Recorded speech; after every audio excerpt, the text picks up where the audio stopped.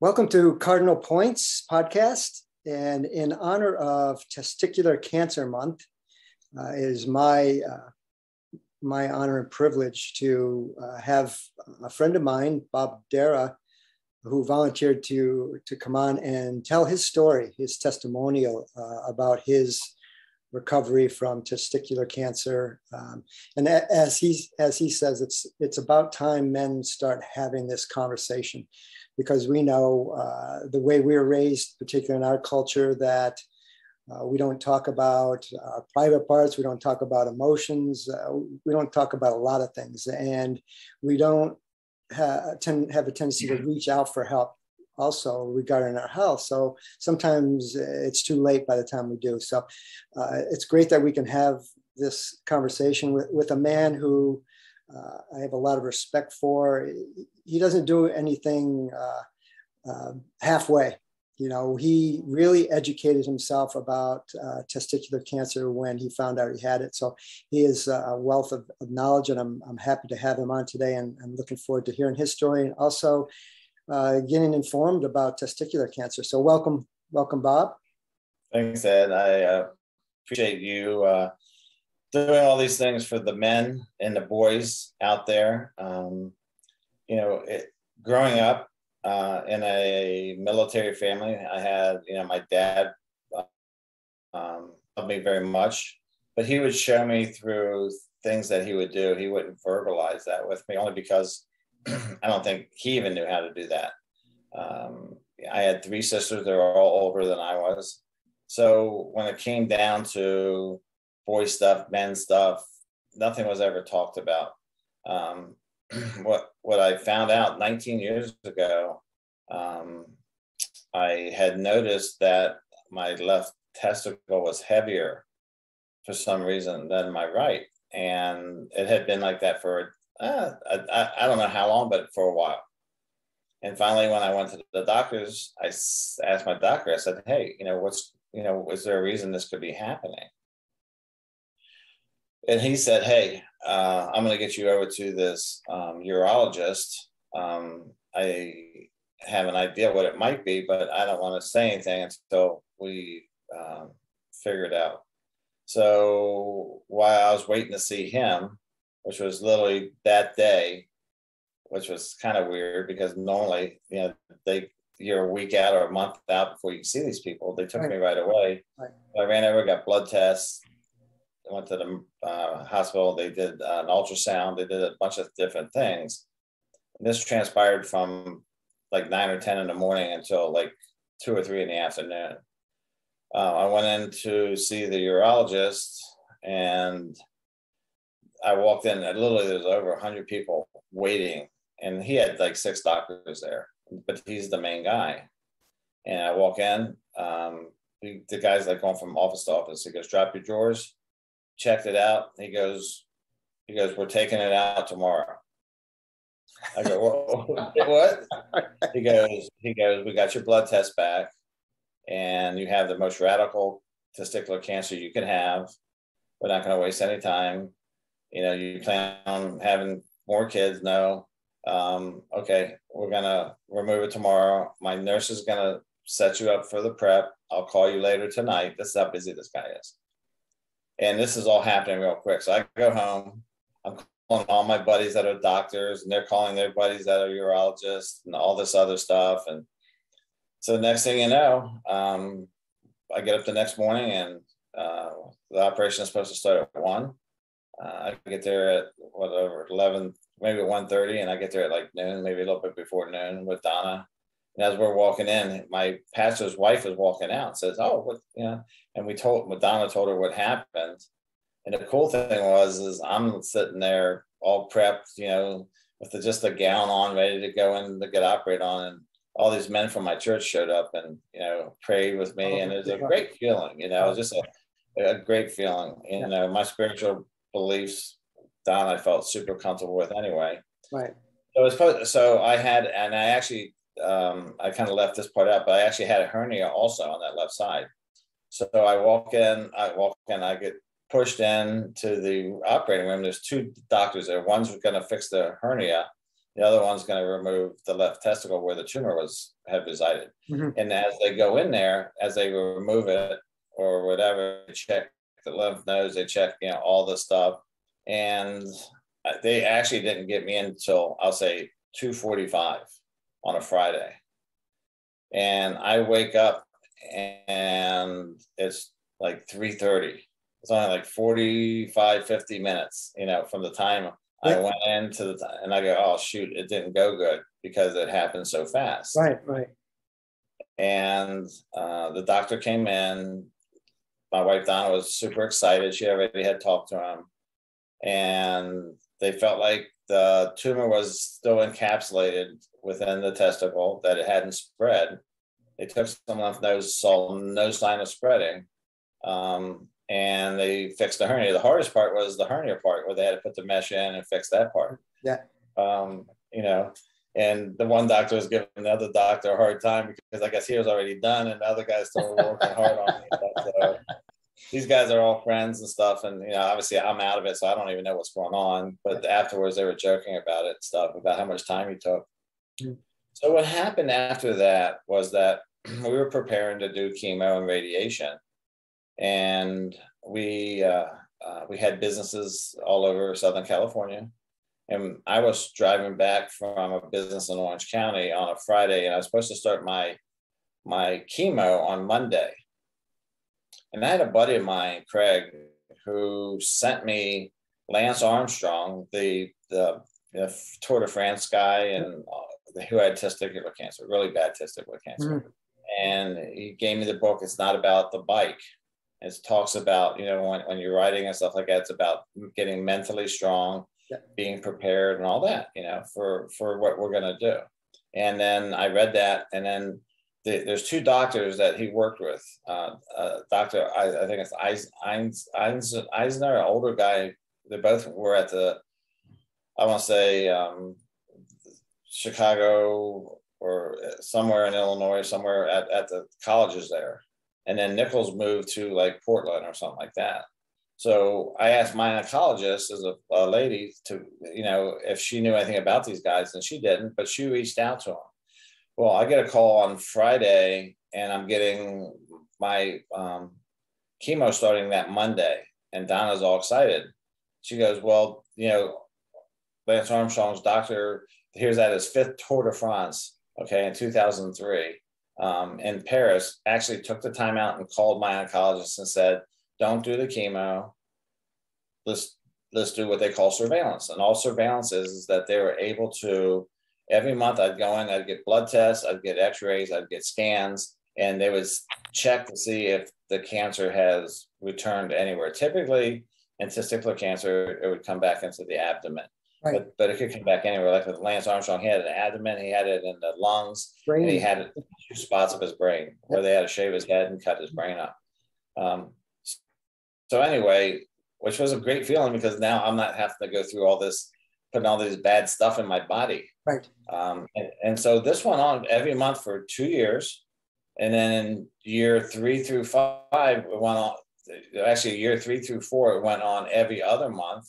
And then year 5, we were doing it twice a year. And then I do it at least once a year still. And they have two blood test tumor markers. It's called an alpha beta test. And one's a beta it's a alpha theta protein, AFP. And then the other one is, but either one, but I still, it's not, almost 19 years later. And just for mental, I get it still tested and the numbers are so good. It's a huge blessing. But the reason we really need to understand is that I was blessed that we found it early enough. I work with kids all the time now with testicular cancer or just with kids in general. And I always let the parents know that, hey, you need to check the kids out. The women are so far advanced when it comes to, especially breast cancer. They've had Susan G. Komen forever. They do the walks. So the young girls know growing up that, hey, this is something that, my mom and whoever is, taking care of them, that they need to understand their body and feel for lumps and get the tests and stuff. Men don't do that, you know, and you know, the bottom line is that when your body starts to change, especially after you're 18, 19, 20 years old, you know your body. And if something is weird, like when I felt that the left side was heavier, you know, a noticeable heaviness, I probably should have gone on 3, 4, 5 months earlier. Right. But I finally, you know, got the courage up to say something to my doctor, saying, "Hey, doc, something's weird down there. You know, what's going on?" So while I've been working on Facebook pages with kids with testicular cancer, typically the age range are anywhere from 15 to 35. That's probably 85% of the people that get it. I got it in my 40s. Wow. You can get it as a baby. And two of my really closest friends growing up, their kids played, I want to say soccer or lacrosse with a kid, and he had testicular cancer, and they asked me to talk to him, and I did, and they did the similar things they did to him, they did with me. And they thought they had gotten it all. It was, I want to say, the 5-year mark. I think it was a 10-year mark, and it had come back. And then we just lost him last year at 39 or 40 years old. And the kids took it really tough, because the one girl, my best friend's daughter, has been battling breast cancer for the past 2 years, and they were kind of going through it at the same time. Right. The one thing I found out that this gentleman had, and it's probably a very high chance, the number one cause of testicular cancer is when boys are born, the testicles are in the body and they drop out. Right. That's why they need to be cooler than the body temperature, so the sperm and everything else can live. Right. And what happens is that if you have non-descending testicle or testicles, then the likelihood of you having cancer is, I would say, like 100 times greater. I don't know what the exact number is, but it's way up there, because all the people that I have spoken with, and this gentleman that we had, this young boy that we just lost, all had the same thing. Mm-hmm. So that's the number one thing, is if you're born with non-descending testicles, they have to go up there and get them and bring them down. So if people want to have kids later on in life, it's another thing. As you go through puberty, makes a big difference. Also, that age is anywhere from 5 to 8 years old, and then 13 to 18 years old. There's two times that you go through that. Right. And it affects your testosterone levels. It affects everything, which we all need as we get older, especially as we get older and we start losing it. So the awareness part, and letting people know that it's okay to talk about that.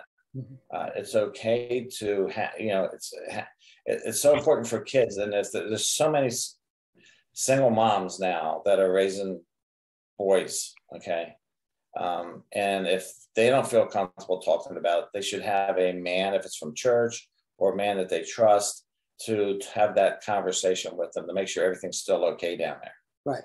And maybe they were born normal. Okay. And they didn't have, birth, I call it birth defect, because it happens, before you're born. Right. And then once you're born, it's potentially still a problem. Mm-hmm. So that awareness is so important. Self-checking ourselves, like the women do with their breasts, we need to do the same thing. Mm-hmm. And the more we can get that out there, Ed, I think the lives we're going to save. Right. So from what I understand in the research I've done is you want to be checking yourselves at least once a month. Maybe you feel it should be more. In the shower is the best place to do it, because the warm water is going to help kind of loosen things up and make it easier to do that self-check. And what are we looking for when we're doing that self-examination? We're just looking for... if you really want to, go through the examination, you want to check size. Mm-hmm. If it's grown, if you feel it's grown, or you want to check for, like I said, heaviness, because a tumor is heavy. Okay. It's a mass that, versus, and again, you know, when we're in the shower, you know, it's a great place definitely to test that.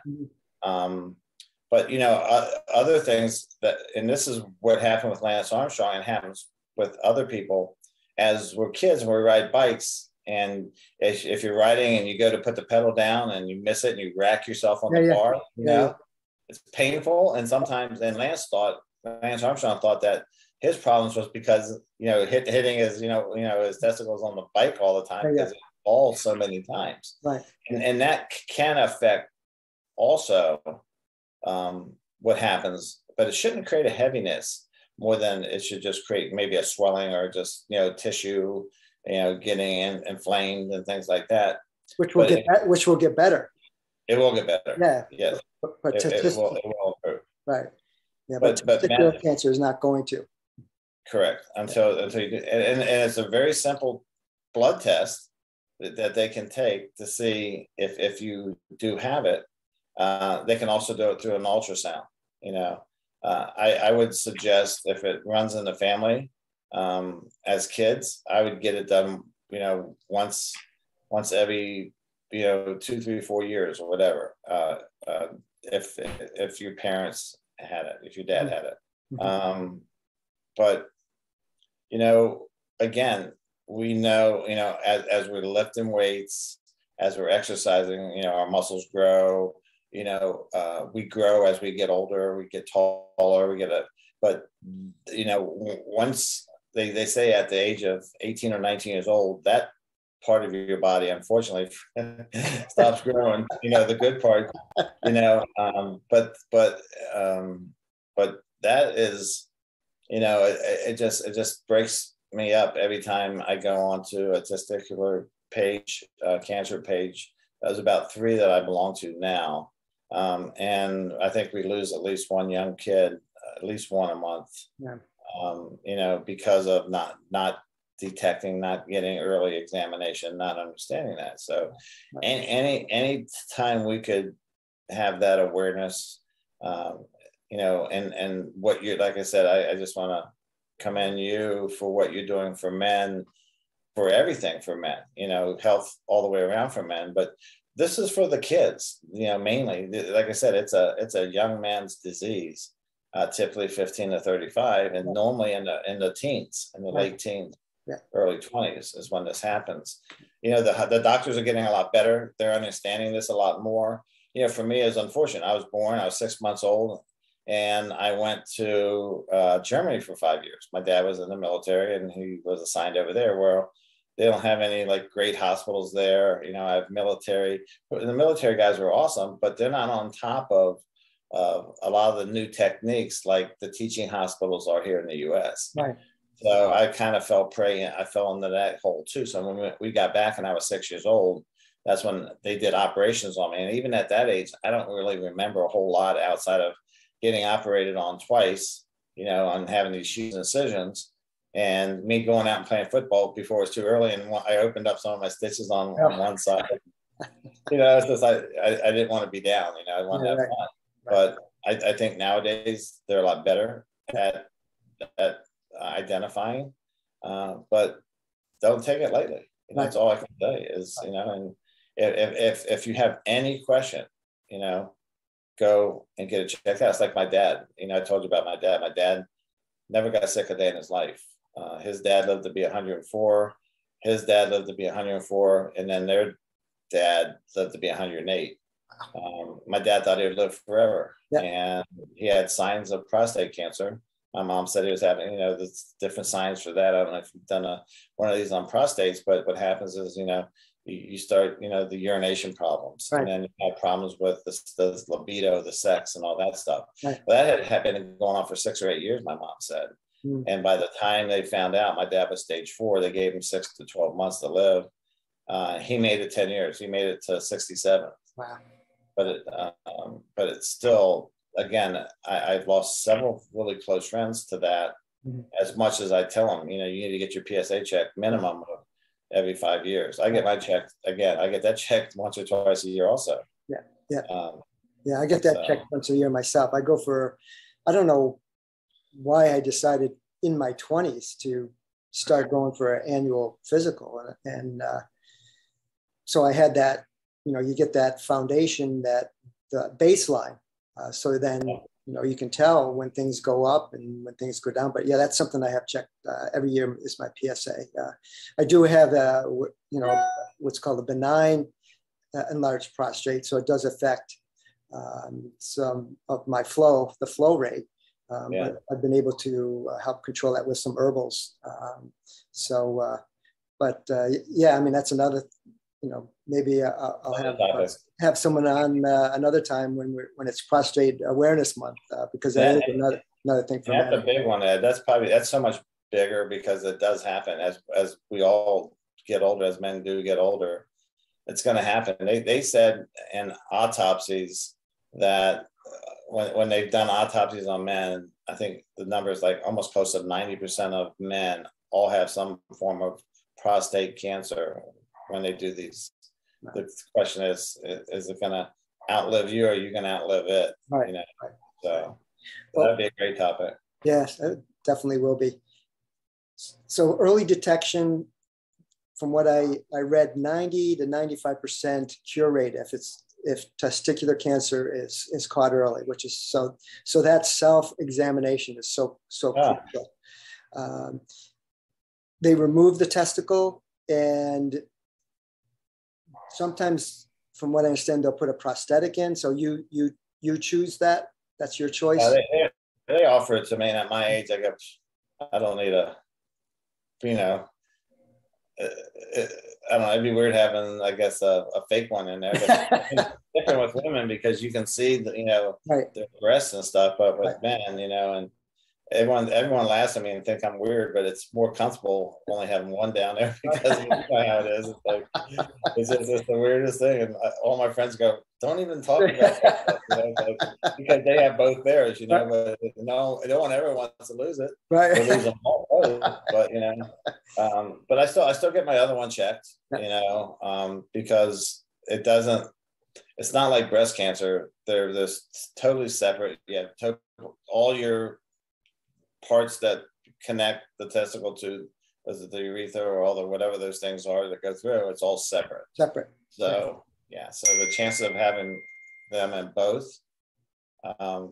it could happen. I would say that I would still get the other one checked because once your body learns to make cancer, no matter what cancer you have, it's like it becomes, now it knows it can create that bad stuff in your body.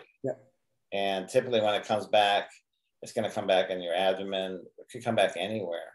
And what's really weird is that they still call it testicular cancer no matter where it's at in your body because it started there. Right. So Bob, when you learned that you had testicular cancer, what went through your mind? I know some people, they hear that word and it's, for them, it's like this, they think the worst possible thing is going to happen. What went through your mind emotionally and mentally when you found out you had cancer? Everything won't move so fast. I didn't have a whole lot of time. I've been through it with, my dad had prostate, my mom had colon cancer. I have, been through it before. People having it. My spiritual walk was super important because I trusted in my faith that I was going to be okay, and if I wasn't, whatever was going to happen was going to happen. Right. Donna was super strong. People would look at us and talk to us and couldn't understand how relaxed we were. And it's just, you're never ready to hear the C word, right? Especially when it comes to you. But you know what? It's we just did what we needed to do. Yeah. Like I said, I'm calling everybody. I was up till midnight calling buddies of mine that were doctors and had all kind of connections and stuff, and checking out my doctor to see how good was this guy. And this guy graduated UCLA medical school, and he's one of the top people. Just happened to be in my city, so I was very fortunate for that. It's just, but at the end of the day, like you said, 95% cure rate. If you find it early, Right. and you do what they tell you to do. It's really simple to do. Right. You know, Right. I was blessed that I didn't have to go through everything that other people had to go through. Right. And hopefully, it's been 19 years, and we won't see it again. Yeah. But if it does, we do what we have to do. Exactly. You know, but I really want to, you know, because it's happening so much, and like I said, the kids, I watch, you know, Michael and Jackie and their friend go through this. They called me immediately because they knew I had it. Right. And basically asked me, what should I do? And I said, well, let me talk to him. And let's, you know, make sure he's got the right doctors. He went to Johns Hopkins. Mm-hmm. You can't go to a better hospital than that. Absolutely you not. know, you know, it's just, you know, they honestly thought they were at that point. I think it was the 10-year mark, and it came back, you know, Right. and then unfortunately it came back in several spots. Now, I don't know the details. I don't know if he stopped doing surveillance, but you don't ever stop doing that. Like you said, you know, you do your annual. Yep. You know, if I had cancer, like I still have, you know, it's been 19 years. They told me 10 years ago I don't have to get tested. Guess what? I get my annual blood test. It's not like they have to take out more blood. They just will do an additional couple tests. Exactly. On my beta HCG or my alpha theta protein, and then my PSA for my prostate. Mm-hmm. And you know, it's that simple. Right. So it's unfortunate that, because like you said, there's a base number, right? And when that thing starts to grow, then immediately they should have been able to find out and hopefully been able to stop it before it went to other areas of the body. Right. And I don't know. I can't speak specifically because I didn't ask that question, because by the time I found out, it was already too late. Right. You know, I found out like just days before they lost him. Right. But early detection and everything in life. Absolutely. Not being afraid. Don't be afraid to go to the doctors. My dad never went to the doctors. You know, you know, and we learn from who our mentors are. You know, right. My biggest suggestion for any men out there, if you don't have them, doesn't matter how old you are, find somebody in your life that you trust, that you can talk to, and that will tell you what you need to hear, not what you want to hear. Right. Because I always want people to tell me what I need to hear. Right. You know, because if they got to stick a foot in my rear end, stick a foot in my rear end, because I give them permission. Yeah. Yeah. You know, we all need that. I mean, you've helped me with using herbs. You've helped me with, you know, my weight. You know, I'm down 14 pounds since we started doing the challenge. Wow, that's awesome. You know, I got a long way to go. Yep. But we all need men in our lives. And I'm looking forward to the men's group that we just started last mm-hmm. week. Mm-hmm. To invite people into that. And again, I appreciate you helping, actually dedicating your life to helping men. Yeah, you're an awesome person for doing that. You know, I love you to death. And I just know that you're going to make a big impact. Thank you. So appreciate it. I enjoy this, and I look forward to some of the future studies that you're going to do and talks you're going to do with other men out there. Well, I appreciate it, Bob. Thanks for coming on and sharing your experience, strength, and hope. And you know, I shouldn't reference you as a testicular cancer survivor. You're a thriver. You're thriving in your life, and you're sharing that with other men. And I really appreciate you, love you, and thanks again for sharing your experience around testicular cancer. Thank you. Keep up the good work. I appreciate it. Thanks, Bob.